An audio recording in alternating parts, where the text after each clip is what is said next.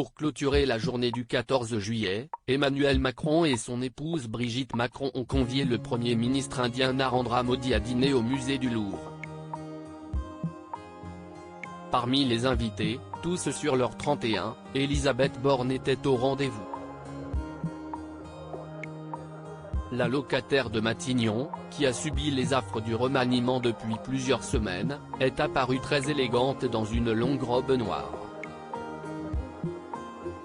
L'édition du mercredi 19 juillet de gala n'a pas manqué de relever la complicité flagrante entre Elisabeth Borne et la Première Dame. Ce soir-là, Emmanuel et Brigitte Macron attendront le Premier ministre indien Narendra Modi une bonne vingtaine de minutes.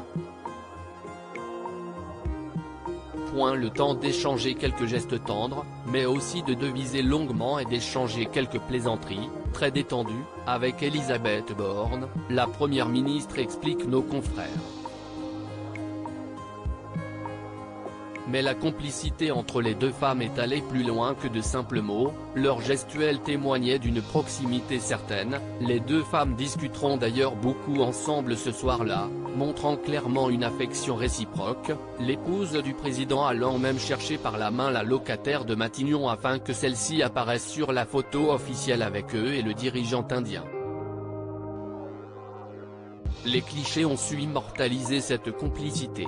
Brigitte Macron, tous ces looks du 14 juillet. Elisabeth Borne maintenue à Matignon, c'est la fin d'un suspens qui dure depuis des jours. Après avoir partagé plusieurs moments ensemble le jour de la fête nationale, Emmanuel Macron a pris sa décision. Le président de la République a finalement choisi de maintenir Elisabeth Borne à Matignon, a fait savoir l'Élysée le lundi 17 juillet. La chef du gouvernement, dont le compagnon reste nébuleux, a promis des ajustements chez ses ministres, et doit faire des propositions cette semaine au chef de l'État. Marlène Schiappa, fragilisée par l'affaire du fonds Marianne, semble la plus menacée au sein du gouvernement sortant. Mais d'autres ministres, comme Pap Ndiaye, dont le bilan à l'éducation est contesté, sont sur la sellette. Une certitude, Emmanuel Macron doit s'exprimer d'ici à la fin de la semaine.